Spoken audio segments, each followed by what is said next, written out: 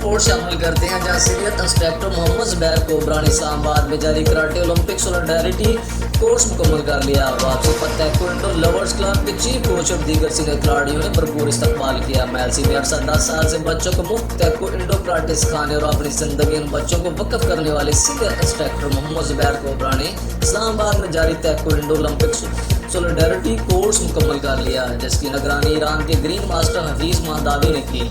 वापसी पर मलक मोहम्मद माजिद, करीम खान, करोटी सीनियर मेम्बरान और अहलियान मेलसी ने भरपूर इनका इस्तकबाल किया और गुलपाशी की, जिस पर मोहम्मद ज़ुबैर कोबरा ने इनका शुक्रिया अदा किया और कहा कि सेहतमंद मुआशरा मुल्क और मिल्लत के लिए फ़ायदेमंद है।